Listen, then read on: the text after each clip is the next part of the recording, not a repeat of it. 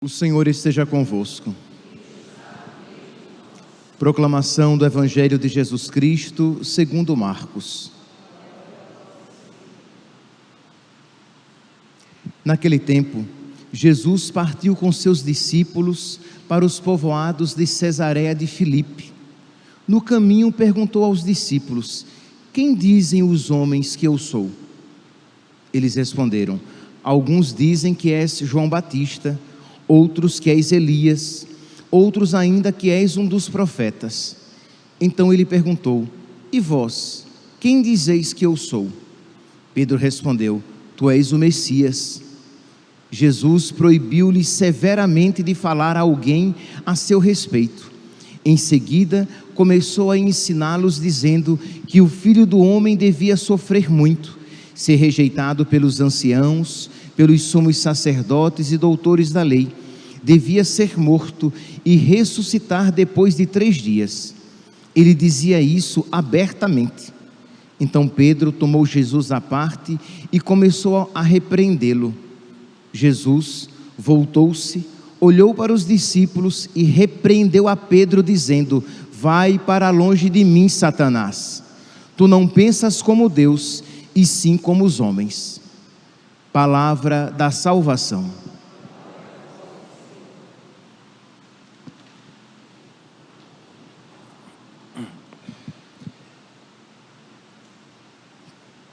Caríssimos irmãos e irmãs, a vida do homem é uma luta sobre a terra.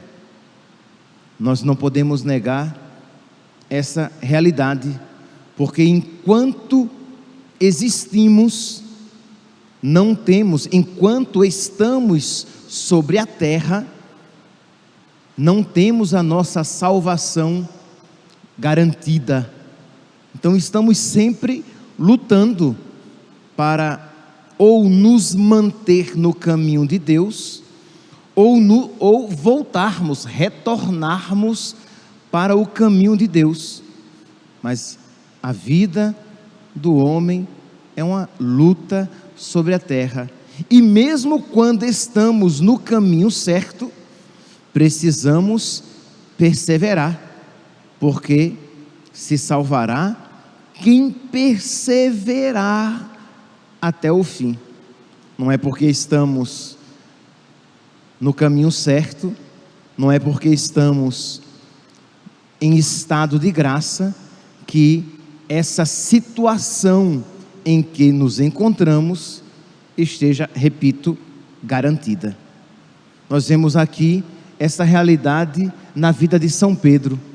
São Pedro diz, o Evangelho de Marcos, nós temos que ter em mente que Marcos era o intérprete e discípulo de São Pedro. Então, é um evangelho, quando fala a respeito das coisas boas de São Pedro, é sempre um evangelho sucinto. Por quê? Porque São Pedro, ao falar de si, das coisas boas a seu respeito, ele é discreto, ele é santo, né? Ele não é vaidoso. Então as coisas boas são sempre ditas em poucas palavras, apenas o estritamente necessário. Então diz aqui que Jesus, ele estava caminhando com seus discípulos pelos povoados, e ele pergunta, no dizer dos homens, segundo os homens, quem é o Filho do Homem? Quem sou eu? E aí os discípulos começam a dizer, olha, uns dizem que és João Batista, outros que és Elias, outros ainda algum dos profetas.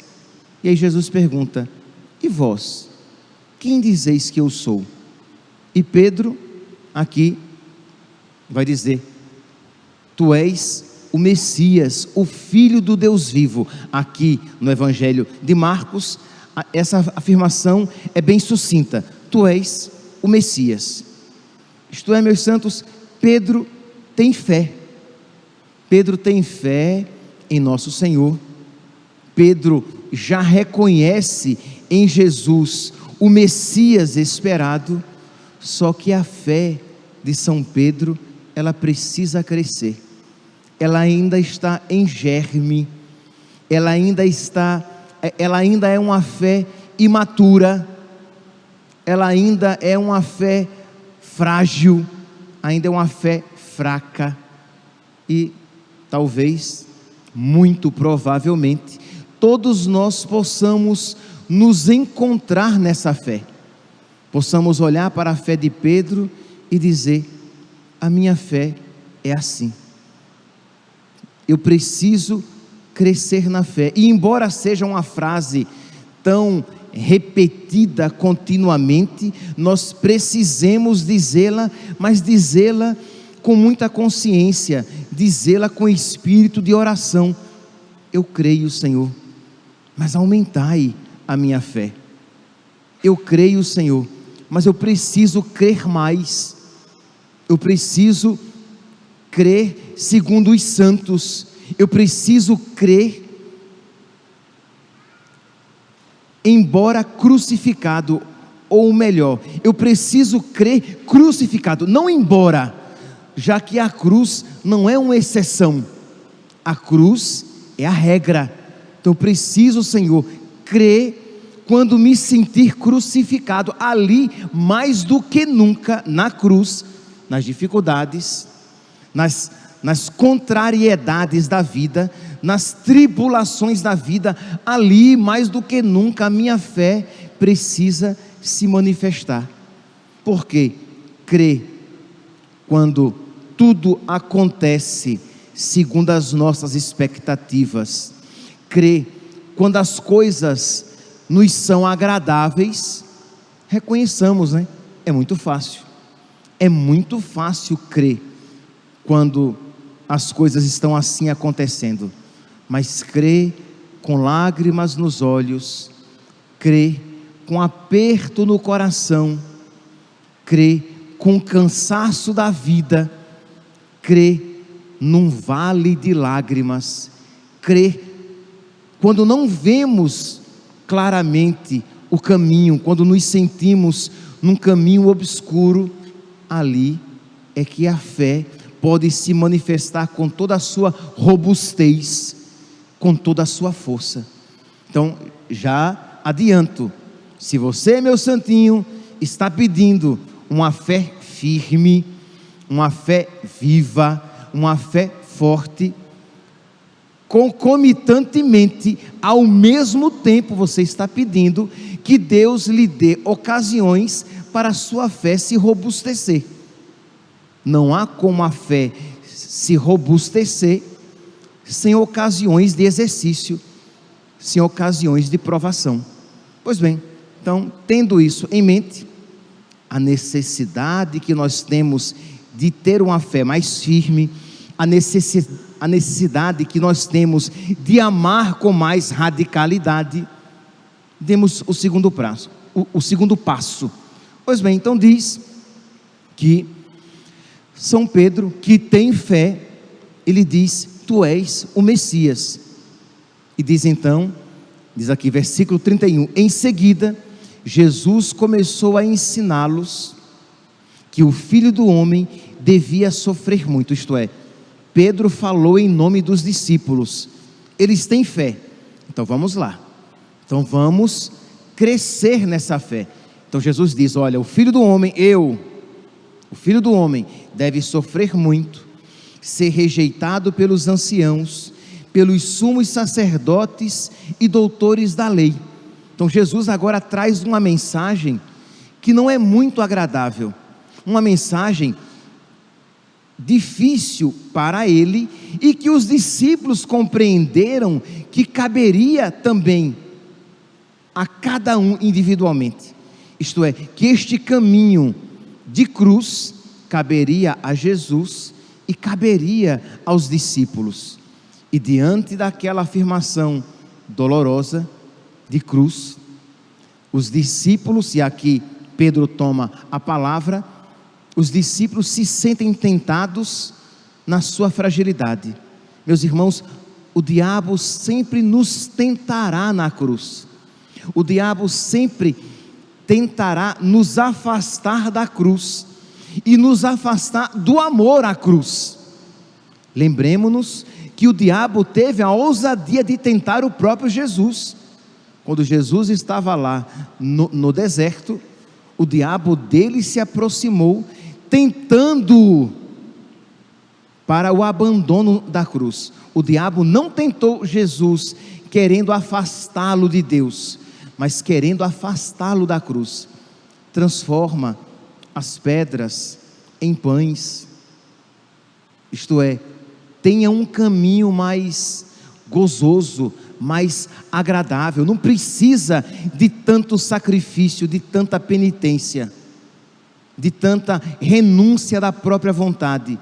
E se você tiver um pouquinho de contato com você mesmo, você vai ver que constantemente as suas tentações, elas giram em torno desta realidade, de um caminho mais fácil, de um caminho menos doloroso, de um caminho que esteja de acordo com os meus afetos, de um caminho em que a renúncia e a cruz não estejam tão fortemente presentes. Pois bem, então, quando Jesus começa a falar a respeito do sofrimento, do seu sofrimento, mas que também, de alguma maneira, tocaria a nós, porque afinal de contas, se fizeram isso ao Mestre, o que não farão aos discípulos? Se isso coube ao galho verde, o que não caberá ao galho seco? O que não caberá a nós? Pois bem, quando Jesus diz isso, aí diz que Pedro, que tinha fé, tinha, mas não tinha uma fé madura, que não tinha uma fé completa, que não tinha uma fé firme, uma fé verdadeiramente alimentada por Cristo. Diz que ele chama Jesus, versículo 32, Jesus dizia isso abertamente. Então Pedro tomou Jesus à parte e começou a repreendê-lo. No Evangelho de Mateus, nós iremos ouvir o que Pedro diz: que isso não te aconteça, Senhor. Isto é, repreendeu Jesus, que a cruz não aconteça na tua vida. E Jesus diz essa frase aqui, que infelizmente ele repete para tantos de nós: vai para longe de mim, Satanás, tu não pensas como Deus, e sim como os homens. Meus irmãos, infelizmente as igrejas estão cheias de cristãos, de católicos que pensam como o mundo e não como Deus. Infelizmente, com mais dor ainda, tenho que dizer que a igreja tem não poucos pregadores que pensam como o mundo e não como Deus, que pensam poder seguir Jesus com uma mentalidade meramente humana, numa perspectiva meramente humana, que pensa poder seguir Jesus com a lógica do diabo, da não cruz. É escandaloso de dizer, é escandaloso de pensar, mas se você parar um pouquinho, você vai ver que não poucos cristãos isso vivem tranquilamente. Isto é, pensam seguir Jesus, pensam ser cristãos, pensam ser católicos, mas com uma mentalidade humana, e quando não, mundana. Isto é, pegaram a lógica do diabo, pegaram o pensamento do diabo e colocaram em si, e pensam seguir Jesus, quando o nosso Senhor pede que nós nos convertamos, metanoia, que nós mudemos de mentalidade, mas que nós mudemos a nossa mentalidade para a mentalidade de Cristo, para que nós pensemos segundo Cristo, com a cabeça de Cristo, com o nous, com a mentalidade de Cristo, e não com o nous, com a mentalidade. Nous aqui, mentalidade, metanoia, meta, mudança, nous, mentalidade. Então nós precisamos mudar a nossa mentalidade, ou mudar o nosso coração, ou mudar a pessoa que em nós habita. Já não sou eu mais que vivo, mas é Cristo que vive em mim. Então pedir a nosso Senhor que Ele mude a nossa mentalidade, que Ele mude o nosso coração, que Ele mude os nossos afetos, que Ele mude o nosso sentir, que Ele mude até mesmo todo o nosso ser, para que nós possamos dizer: já não sou eu mais que vivo, mas é Cristo que vive em mim. Meus irmãos, quando eu digo isso, é muito bonito de se dizer, e até mesmo muito bonito de se ouvir. Já não sou eu mais que vivo, mas é Cristo que vive em mim. O meu alimento é fazer a vontade do Pai. Eu vim não para fazer a minha vontade, mas a vontade daquele que me enviou. Eis que venho fazer com prazer a vossa vontade, Senhor. É bonito de se dizer, mas compreendamos o que de renúncia que isso representa. Morrer para si mesmo, renunciar à lógica do mundo, à qual muitas vezes estamos tão apegados, significa um desapego doloroso. Então é um cristão, é um católico que resolve viver a sua vida segundo os mandamentos de Deus. Então, se você, meu irmão, minha irmã, percebe no seu coração, na sua vida, nas suas inclinações, realidades tão desregradas, você está namorando e você percebe que você é tentado a viver aquele namoro segundo as suas paixões, segundo o seu desregramento, segundo a lógica do mundo, que diz que não tem nenhum mal. Se você ama a sua namorada, não há nenhum problema de você ter intimidade sexual com ela. Se você ama o seu namorado, de você ter intimidade sexual com ele, desde que haja afeto. Esta é a mentalidade mundana, é o pensamento do diabo, enquanto o pensamento de Deus, expresso na sua palavra, presente em mais de 4.000 anos de história, porque aqui coloquemos também toda a revelação no Antigo Testamento, presente no ensinamento da igreja em mais de 2.000 anos, presente na palavra de Deus escrita, nos ensina de que os nossos corpos são templo do Espírito Santo, nos foram dados para glorificar a Deus, e o homem solteiro, a mulher solteira, glorificam a Deus na castidade,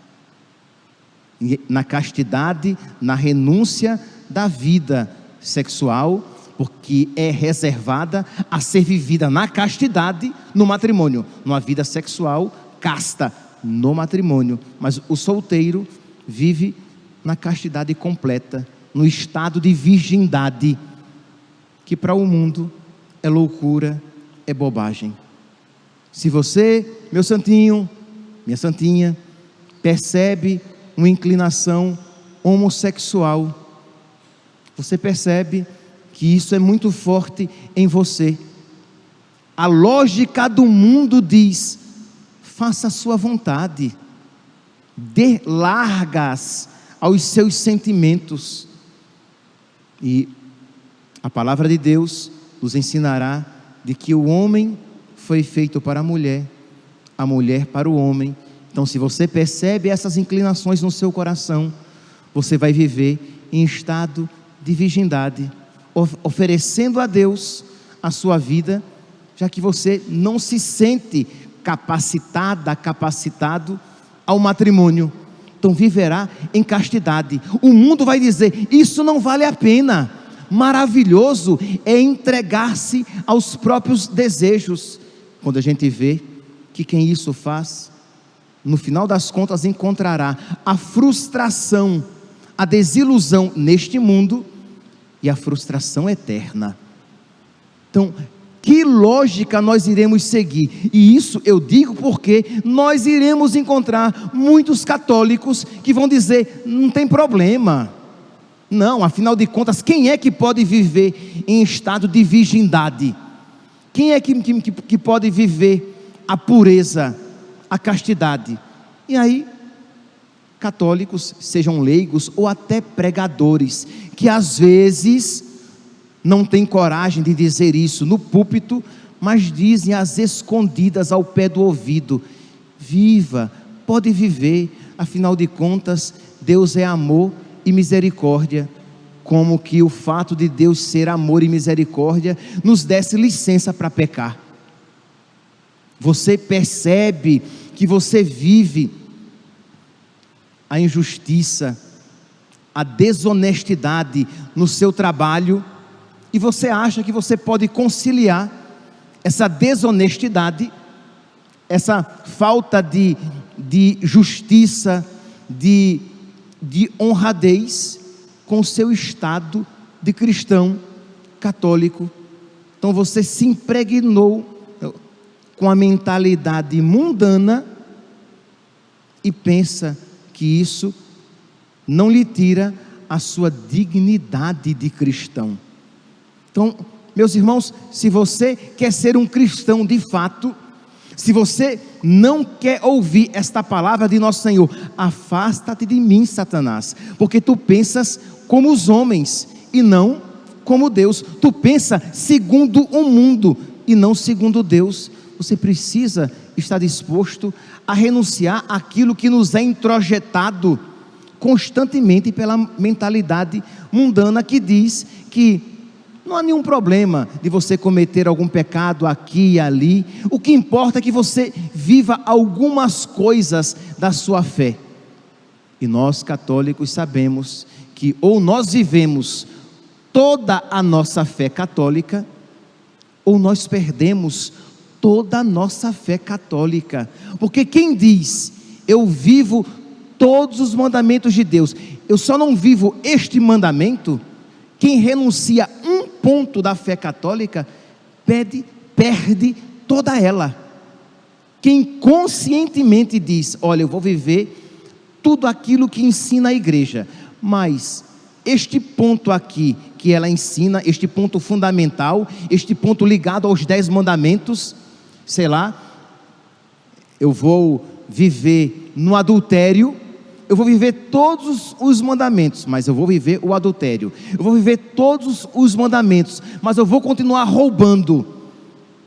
Aquele mandamento lá, não furtar, aquilo ali não se aplica à minha vida. Saiba que você está renunciando toda a fé. Então aqui apenas um parênteses. É importante, que nós conheçamos os mandamentos da lei de Deus, Eu estou falando aqui o tempo todo da importância de viver os mandamentos, que os cristãos precisam levar a sério os mandamentos de Deus, de que nós não podemos colocar de lado um mandamento porque ele não nos agrada, e você nem sequer sabe quais são os 10 mandamentos, muito menos conhecê-los com mais profundidade. Então espero que todos vocês saibam direitinho quais são os 10 mandamentos: amar a Deus sobre todas as coisas, não tomar seu santo nome em vão, guardar domingos e festas de guarda, de preceito, honrar pai e mãe, não matar, não pecar contra a castidade, não furtar, não levantar falso testemunho, não cobiçar a mulher do próximo, não desejar a mulher do próximo, não cobiçar as coisas alheias. E é claro, de você ter uma compreensão um pouco mais aprofundada do que significa cada um desses tópicos, para que você conheça a sua fé, para que você ame a sua fé. Precisamos deixar a preguiça de lado e estudar um pouquinho a nossa fé, para que nós saibamos em que consiste o pensamento de Deus, para que possamos reconhecer o pensamento do mundo, para que nós possamos abraçar o pensamento de Deus e renunciar o pensamento do mundo, porque senão, você, como não conhece o pensamento de Deus, pode pensar que é de Deus aquilo que é do mundo.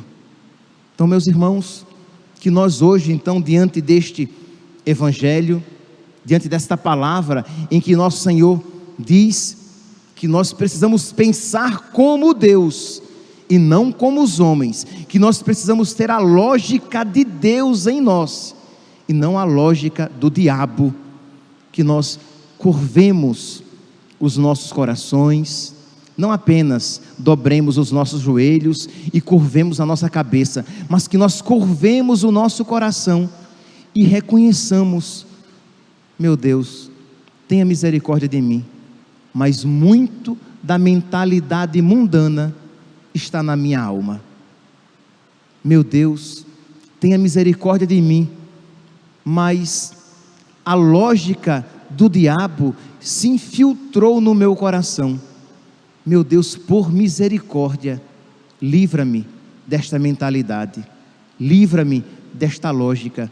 Senhor, por misericórdia, ensina-me a amar a cruz, porque não tenhamos dúvida, a lógica mundana, a mentalidade mundana se infiltraram no nosso coração por meio do nosso medo da cruz, por meio da nossa falta de amor com a cruz, por meio da inimizade, daquilo que existe de inimizade com a cruz. Então, pedir a nosso Senhor que Ele nos conceda esta graça, para que nós amemos Jesus crucificado, amemos a cruz de Cristo na nossa vida, para que por meio deste amor e do conhecimento da vontade de Deus, nós possamos expurgar, nós possamos exorcizar, nós possamos expulsar de nós toda a lógica do diabo, todo o pensamento mundano, que estão diametralmente opostos ao pensamento de Deus, à lógica de Deus. Que a Virgem Maria e São José, que tão docilmente acolheram em si a vontade de Deus, o pensamento de Deus, a lógica de Deus, intercedam por nós, para que nós possamos ser cristãos católicos de verdade. Louvado seja nosso Senhor Jesus Cristo, para sempre seja louvado.